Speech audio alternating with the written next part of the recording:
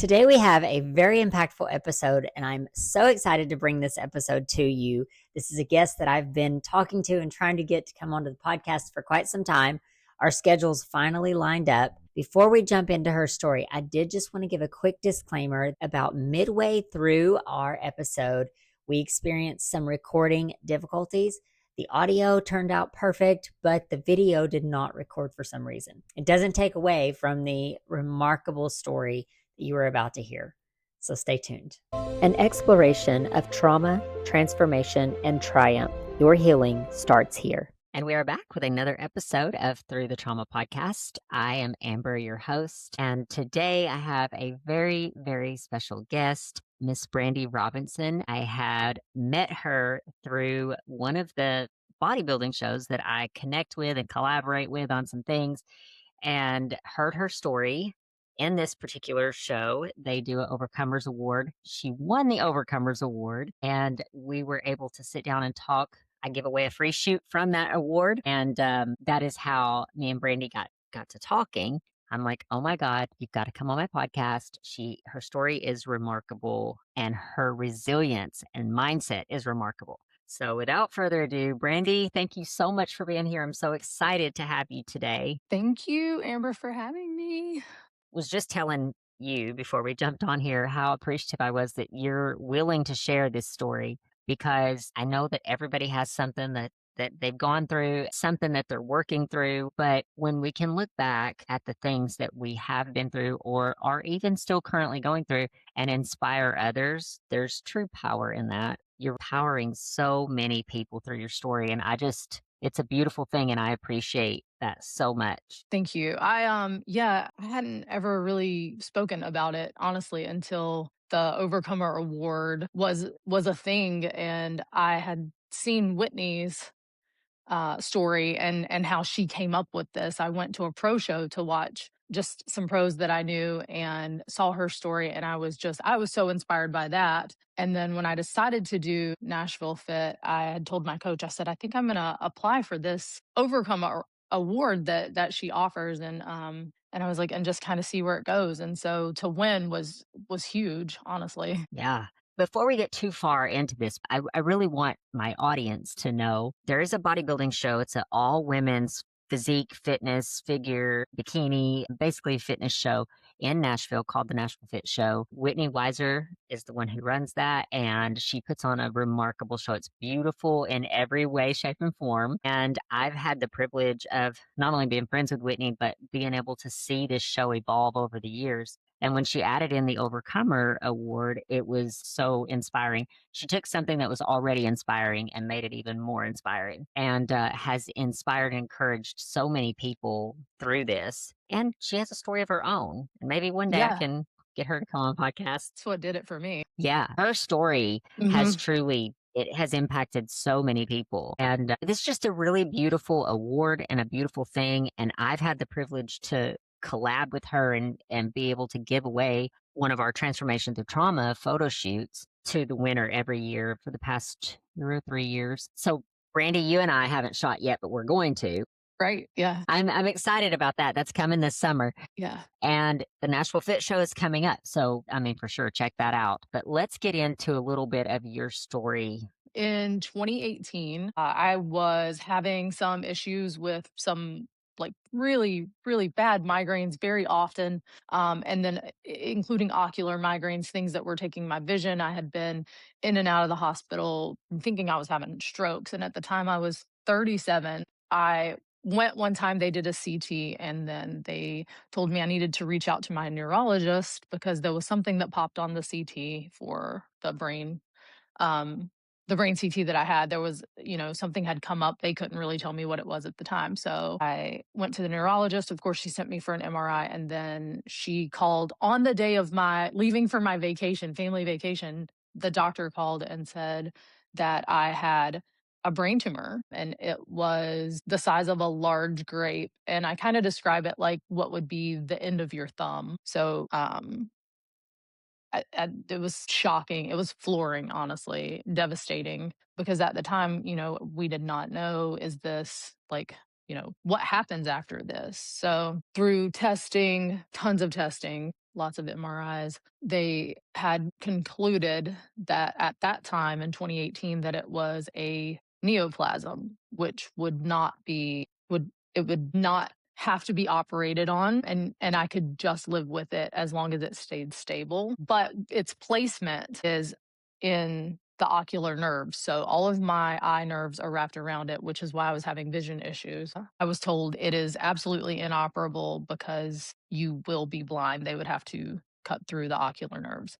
So we watched it. I went every 3 months. I still do for MRIs, went to neurosurgery. They were concerned for having seizures, like ocular seizures, pretty much every kind of test that you can imagine having done to determine what to do, like what kind of steps, or was there intervention, what would happen. They hadn't seen anything like this. I'm actually a case study for my neurosurgeon that she took to a conference because I guess it just was not common to see. So that was the initial kind of shock. That was the initial, hey, you have a brain tumor.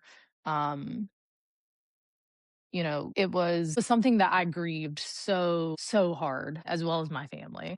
In 2024, so we're going 6 years in the future, there was a change with it, and there had not been a change throughout those years. And the change was that it went from a neoplasm to a stage 2 glioma. So it is now cancerous. It grew what they call like legs, and is now on my spinal cord as well. Again, still inoperable. So when I was doing Nashville Fit, I was like, well, I've been bodybuilding for about 5 years, and this will probably be the last show. My neurosurgeon said that there was new developments in interventions for the type of tumor that I have, and that we would have to start those interventions. So that's kind of where we are today.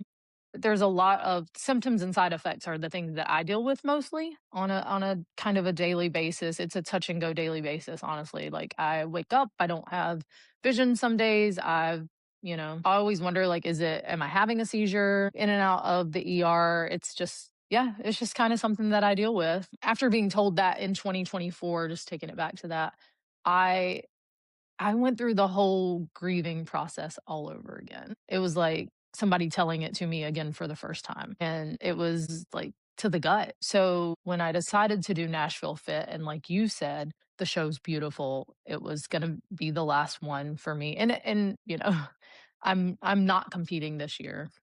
Um and I wrote my story into Whitney because I thought there are other people who everyone's going through something, and we don't know everyone's story. And as I do continue to work out and to eat right and to have a coach and continue in this sport, there are some days where it's debilitating, and I wanted other people to know that that's okay. Like, take the rest, take the break. Your health comes first. And I think that was the part that inspired me to write the story. So tell me this, because obviously someone would ask, you got this diagnosis, you were going through all of this. Mhm. What on earth made you decide to do a bodybuilding competition in the I midst think of all of this? I think it was the only thing that I could control, honestly. Between I had to take so much time off. Like I was out.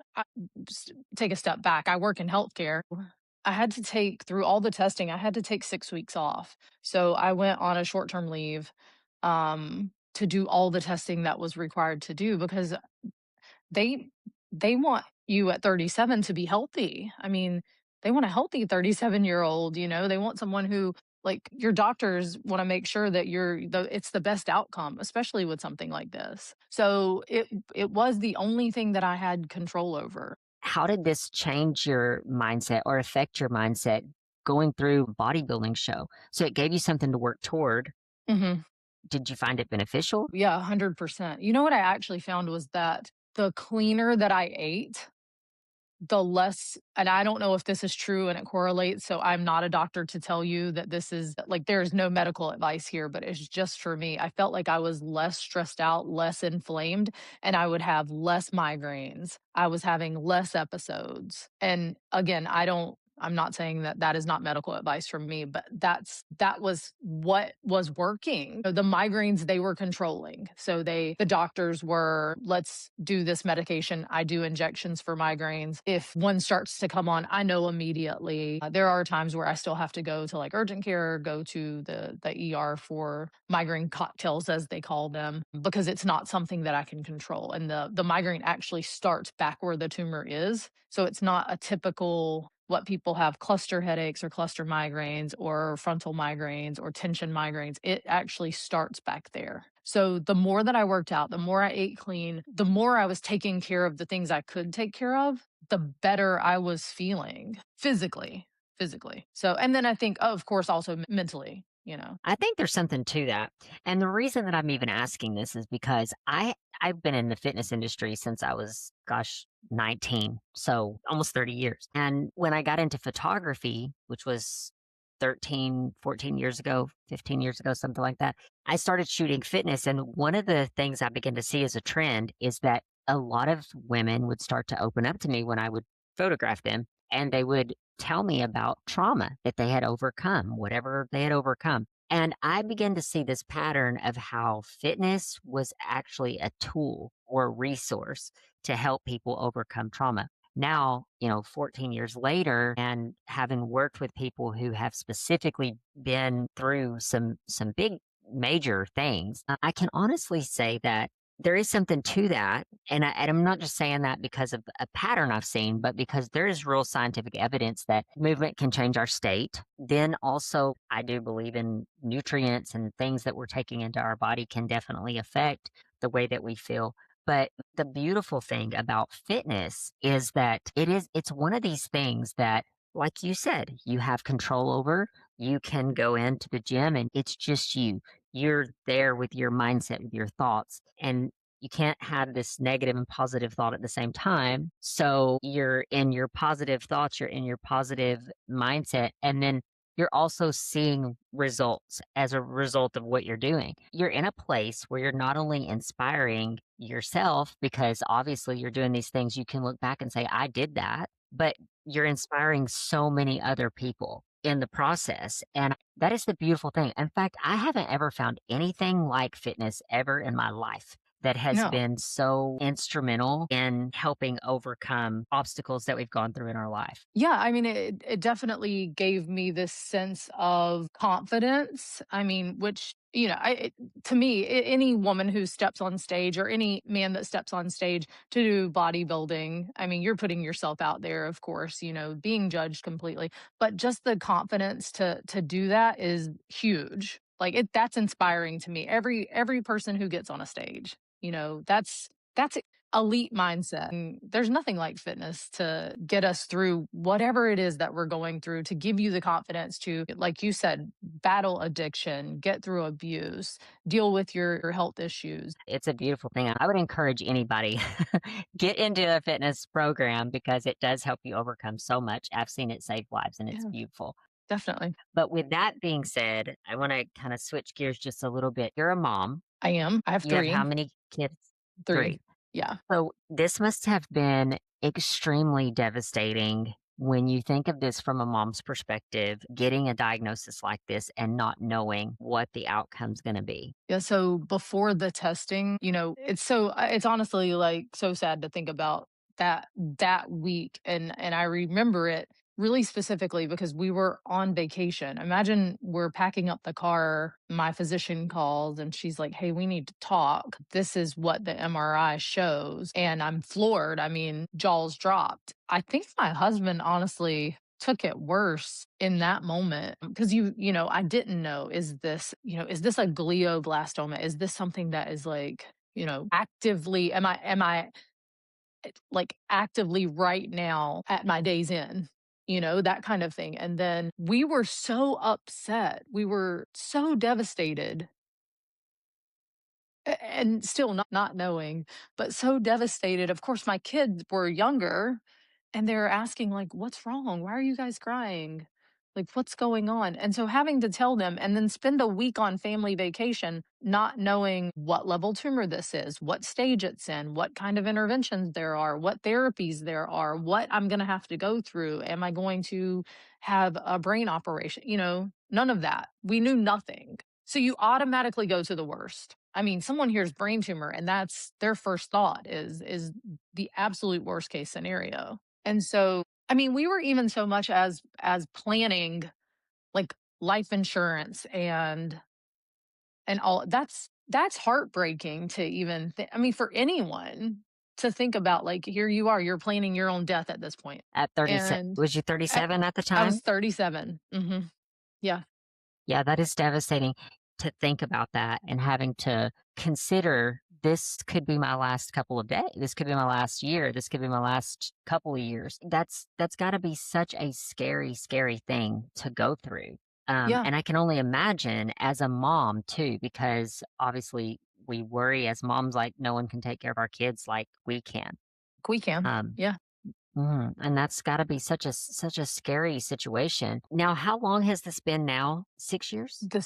This has been, so 2018, it's 2026, so 8 years now. What has that 8 years been like? And then Yeah. how kinda like, how are you holding up now? What's interesting, I think, now is that I do a lot of things with intention. Not that I was careless before. It's just the mindset is very different when I plan things for my family, when um well, I don't really even know how to explain that to anyone.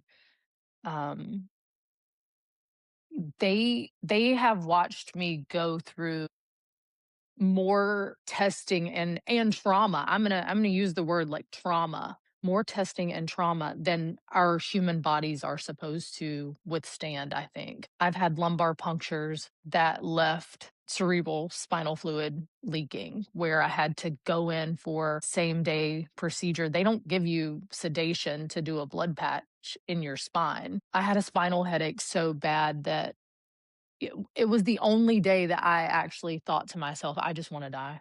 Like, this is so horrible, I just wanna die." And I don't have that mindset. I never thought that until the level of pain I think that I was feeling at that time, and it wasn't just physical. But like, my kids and my husband, they watched me lay on the floor in this house and scream because I was in so much pain. I woke up this was not that long ago. I woke up and had nothing but, like, a pinpoint of vision, and I woke my husband up. I'm like, "Hey, I think you need to take me to the ER." And he's like, "What's going on?" I was like, "I have no vision except for, like, this one pinpoint that I could barely see light through in my eyes." And we did, and of course, they run a full stroke protocol because that's all that, they know to do, and I'm not having a stroke, and I was having a very severe migraine caused by this tumor. Why is that, Brandy? Is that because it's pressing on Yeah. the nerve? Yes, yeah, and it happens more often than I even tell people about, like, sometimes, like, the vision will come back within, a few minutes or a couple hours. I sometimes will call work and say, "Hey, I'm just running a few minutes late, I'll be there shortly, just to let you guys know, checking in," but I won't ever tell them why. I never tell anyone why, and it's just like, I wake up, everything's shaded over.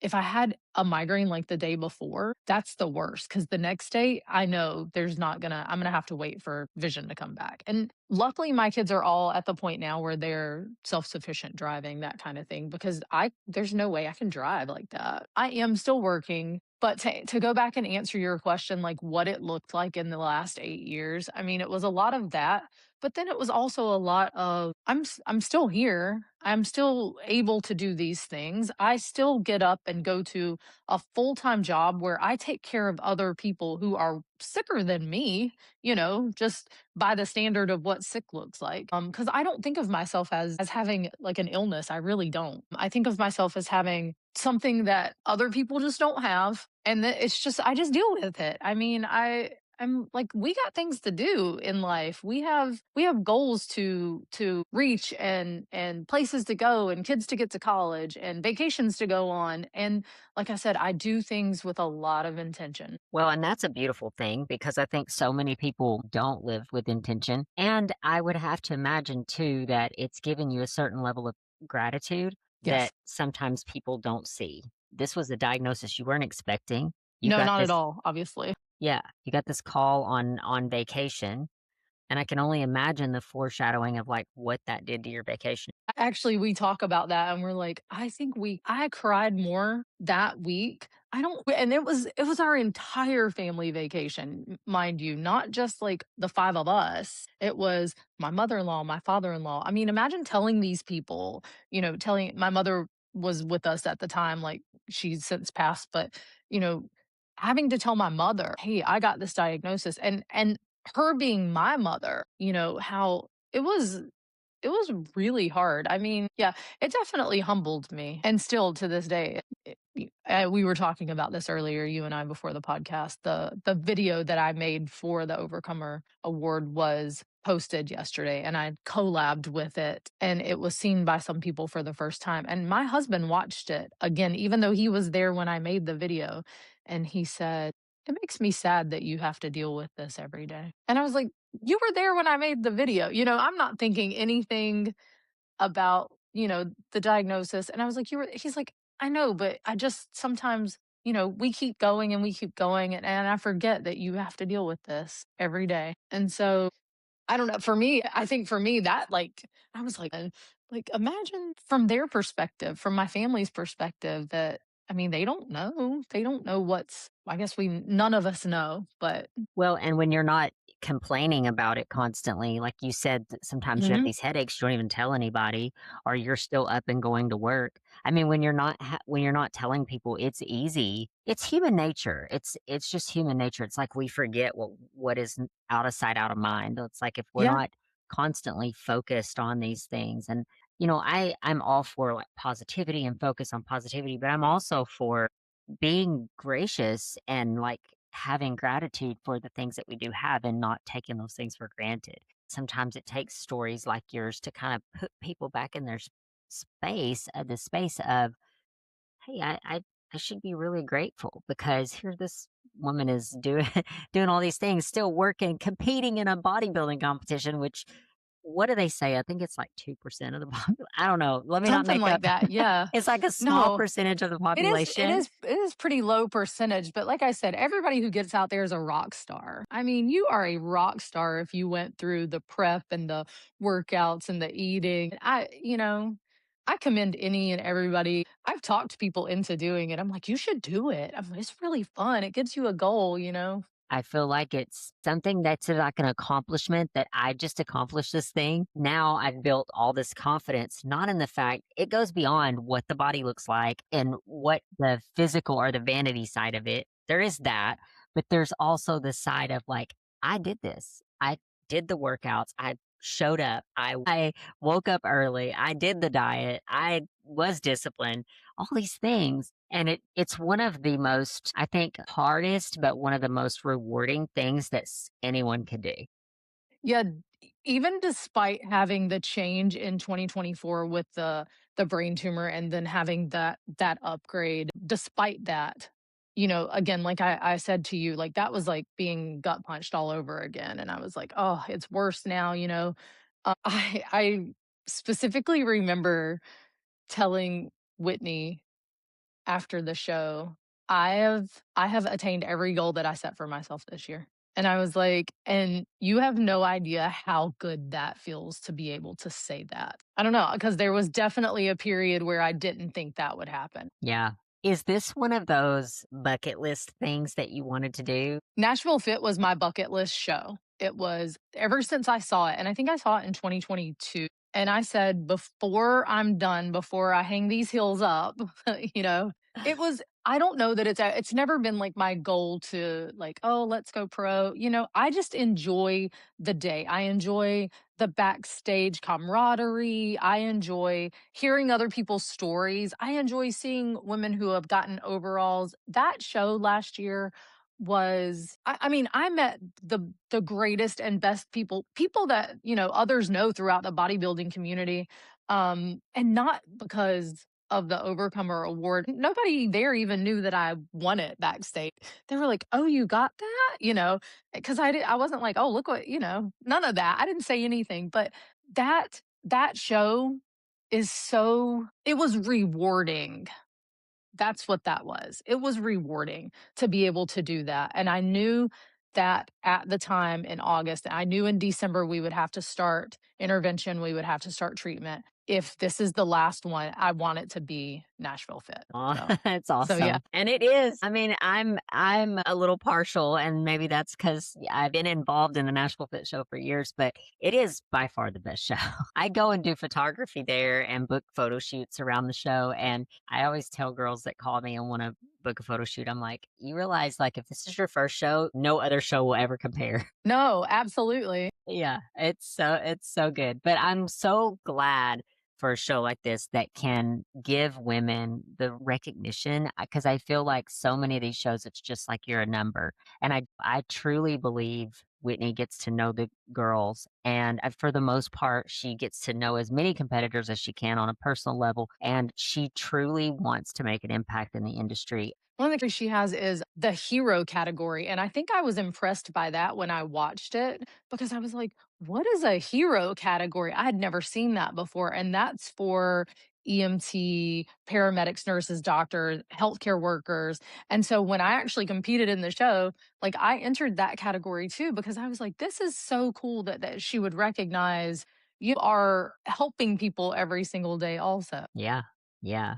It's so easy for people like someone who's not struggled with health issues to just wake up every day and just take for granted. I mean, I try to make a mention of this with my kids on a somewhat, I wouldn't say daily basis, but on a regular basis, where it's just like, hey guys, the fact that we woke up, the fact that we can see, we can move our hands, we have our limbs, Blessed. like those Blessed. things. Yeah, it's just like we need to, because it's so easy to take those things for granted because we've always had them, but in a moment, something can be ripped out from under you. Yeah, any choice, any like I do the same thing. I'm like, make sure that what you're doing, like we're careful when we're doing, and I probably am a little more just kind of keep them close in a little bubble for me, just for me, and check in a little more often and that sort of thing. Just because I agree with you. It's a very humbling thing, but I don't think of myself. I get up in the morning, I physically feel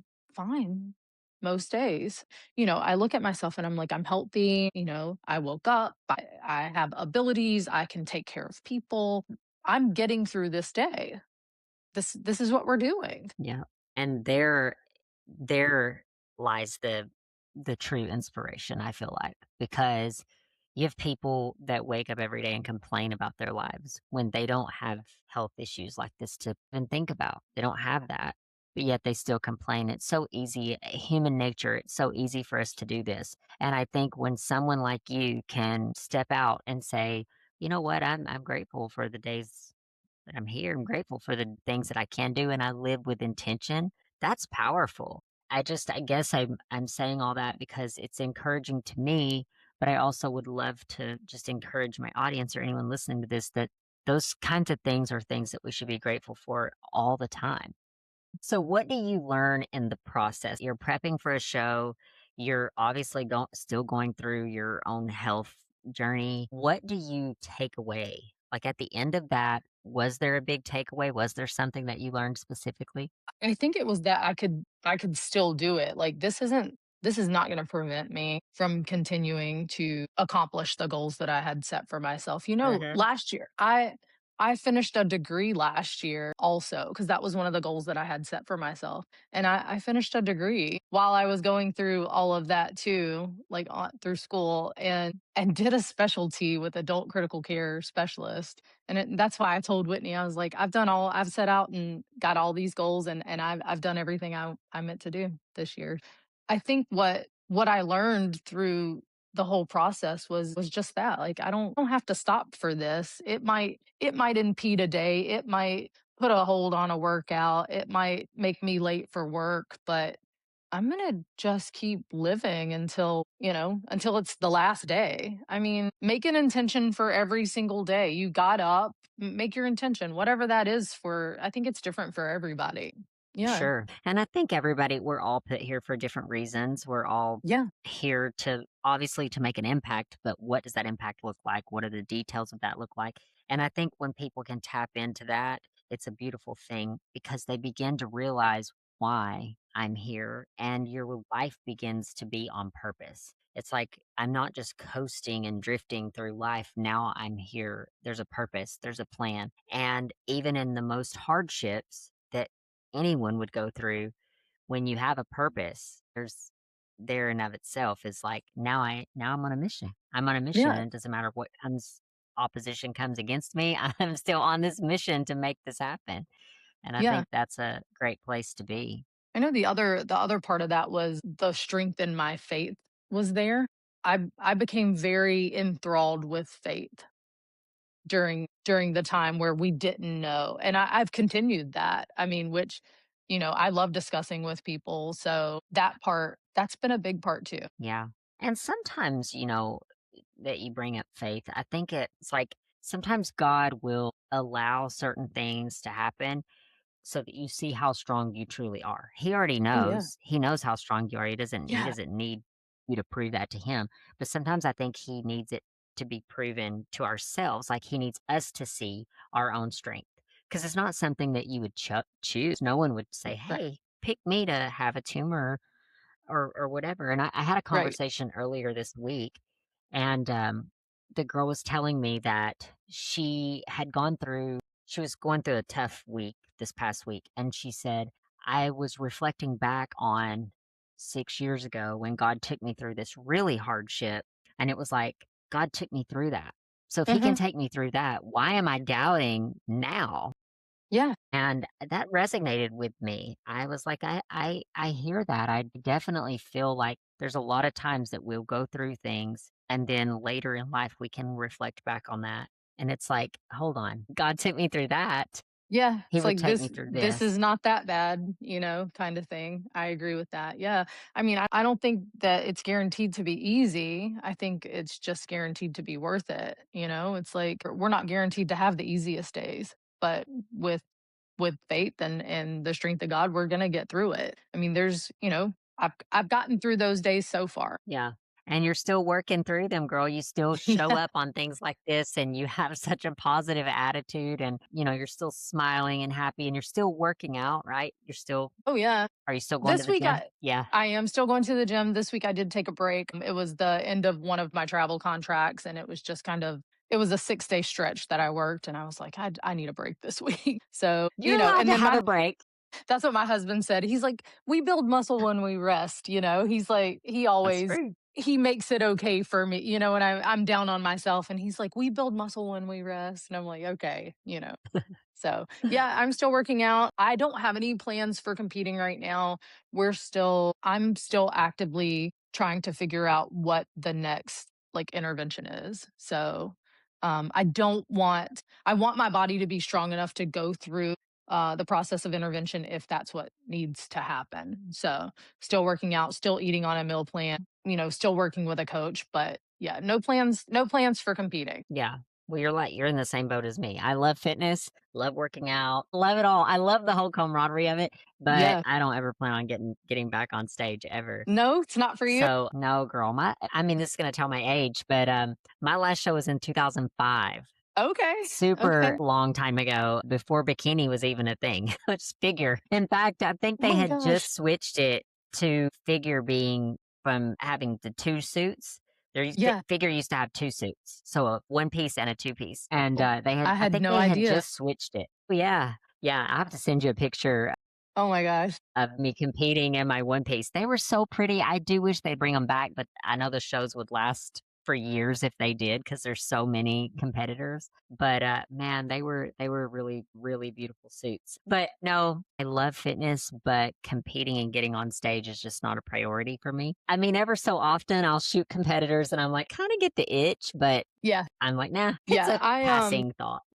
I do understand that because I've been asked several times, like, "Are you doing a show this year?" And I'm like, "Yeah, I don't think so. No plans right now," And I, again, same as you, I have things going on. I have, a college kid that's going to graduate. I have a kid going in to senior year, and uh, I don't know. I just don't want to. I don't want to miss the things that they have going on, also.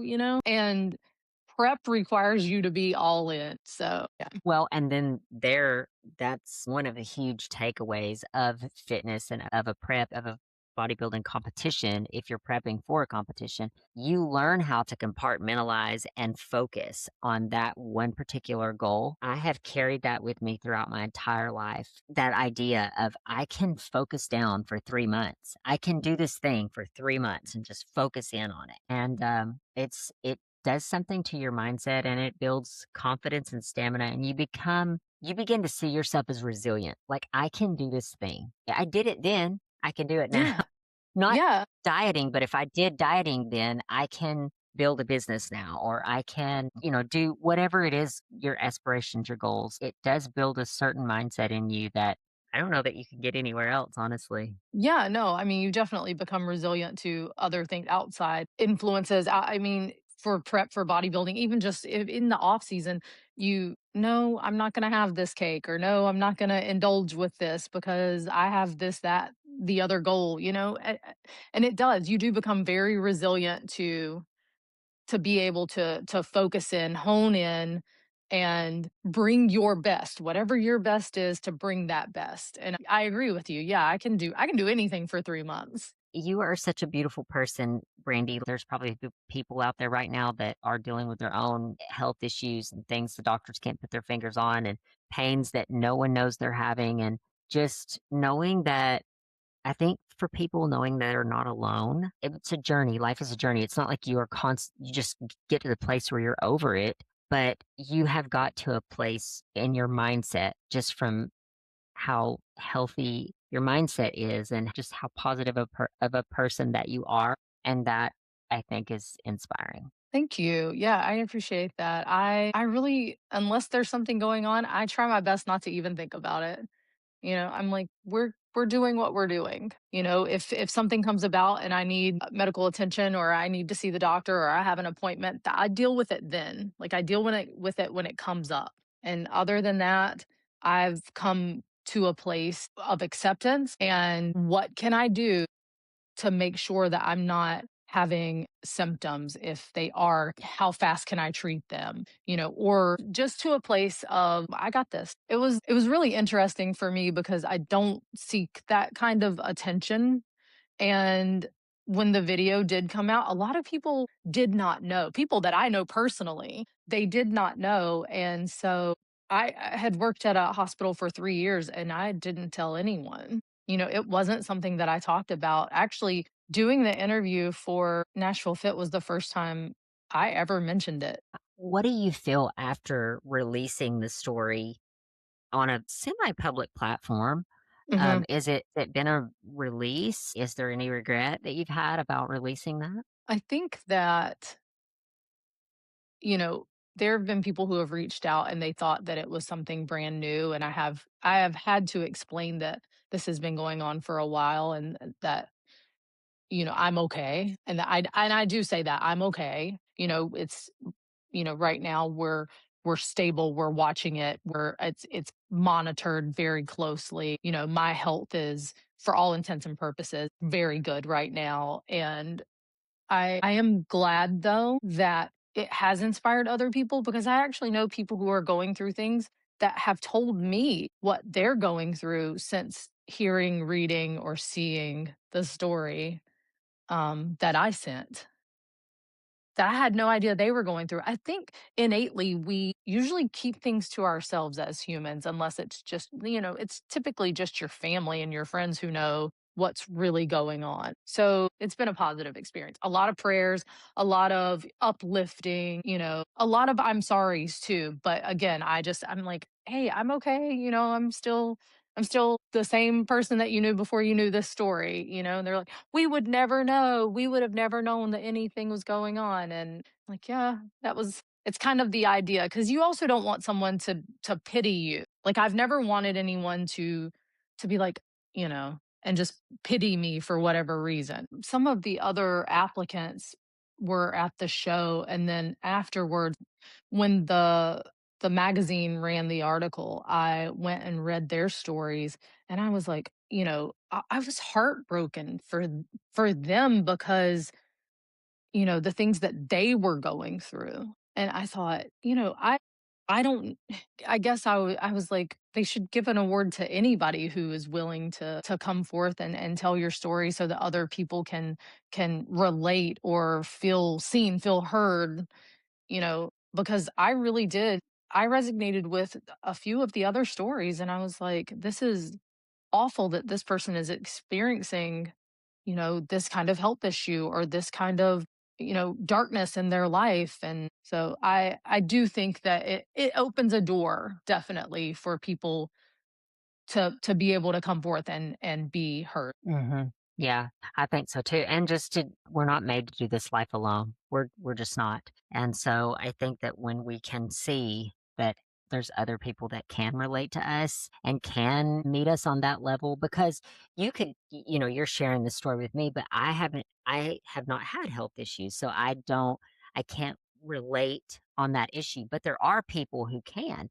And there's Mhm. people out there right now who need to hear your story because they're going through it. They're scared and they're terrified and they're trying to figure out how they're going to navigate life and what that looks like. And so I would encourage anybody to share your story because, Brandy, you've been through things that maybe I can't relate to, but some people can. I've been through things that maybe, other people can't relate to, but other people can. And I think that's the beauty of just starting to speak. And I do think God gives us a time and a place. And I think people have to be, sure that they're ready. Sometimes trauma has this way of like, when we're not ready, we speak on it and it's too premature and it ends up causing more trauma in us. But I do think that when the time's right, when it's right to share these things and it's empowering. I think beyond what it does to being able to release that from our own bodies and our own, being able to release that trauma and kind of share with other people also is empowering so many other people.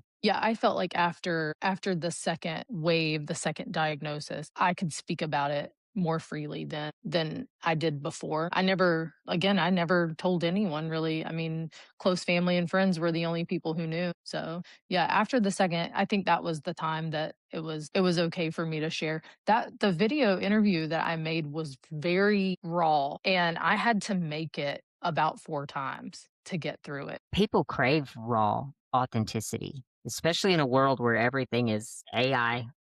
Yeah, if your listeners see it, like that was about the fourth take of me be I could not get through it to like actually come like to a place where I could verbalize everything that I felt, everything that was going on, why I was submitting this to a bodybuilding competition, what it had to do with, because not everybody knew it was an overcomer, application, and they think I just got on the internet and am sharing my story. So, which I mean, I guess people do that, but it took me a while to make the video. Yeah, but you did it. And I I did may it. I did see it.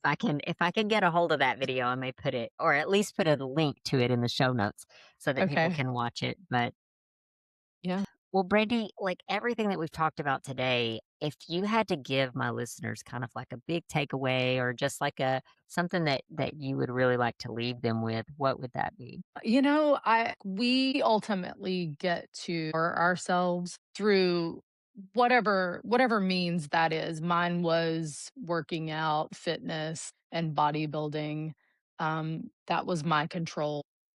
You know, whether it's a health issue, whether it's a personal darkness, abuse, addiction, I think coming to a place where you feel that you can empower yourself right then, right there, you're going to move through this, and you do that. You set those goals, and you set out to get through whatever it is that you have going on, and use your resources. People are resources. People will bring you up. People will be lights for you. I think that that was so big, is like just people that I've met that were just a light in the darkness. What do they say? Like, oh, you can tell like people's vibes. That was it. It was just, I've met people now that are just pure light. And, I want to keep talking about this. I want to empower someone else to get through their trauma. Well, I think you're doing that. I Well, definitely thank you. think you're doing that. But Brandy, what a story that you have, and I'm so thankful that you shared it, not just here on my platform, but I'm thankful that you're just sharing it in general. And I will continue to just lift you up in prayer, and that Thank you. God marks every one of our paths, and just that He continues to walk with you and your family through this challenging thing. 'Cause it's not something that you just get over, but it is something that you build strength around, and you've certainly done that. And man, I'm thankful to know you. Well, I'm so glad you had me on the podcast, and I literally cannot wait for our shoot. Just the ideas that we've come up with. I'm so excited. Yeah, I'm excited too. I'm super excited. So we're gonna plan this shoot all around like the emotion Mhm. and the emotion of like what tell a story through the emotion of what Brandy has gone through. Yes, And I'll have to share it. I'll have you back on the podcast and we could talk about it afterwards. But I'm excited about it, and we'll be planning that and getting that all set up. And but in the thank you. meantime, are you going to be at the Nashville Fit Show this year? I hope so. Yeah, I hope so. I definitely would love to see who the next overcomer is. I think that it's so special. Like, I can't wait for the entries to come in and Whitney to post. I love that they do that. And someone out there is going to have a voice to help other people also. I think that part is just, it's so fulfilling. Yeah, yeah, I agree. Yeah. Well, girl, I hope to see you there. I will be there. Yeah, And if you are listening to this, then you should check it out too. If you're new to the whole bodybuilding fitness community, this would be a great show to come to. They're exciting absolutely. to watch and so much Beautiful. excitement over the weekend. So, but thank you, Brandy, so much for Thank you, coming Amber. on here and just sharing. And you and Yeah, I'll be in touch for sure. absolutely. Thank you. Hey there, friend. Thank you from the bottom of my heart for spending this time here with us on Through the Trauma podcast. Your presence means more than you know. If this episode has spoke to you or gave you hope or made you feel just a little bit less alone, then I would love it if you would take a second, subscribe, leave a review, and share it with someone who truly needs to hear it. Every share, every comment, every listen, it all helps our message get out and reach those who truly need it the most. Healing happens inside of a community, and together we are breaking the silence and creating space for transformation. Thank you so much for being a part of this journey. Until next time, be gentle with yourself. You are not alone.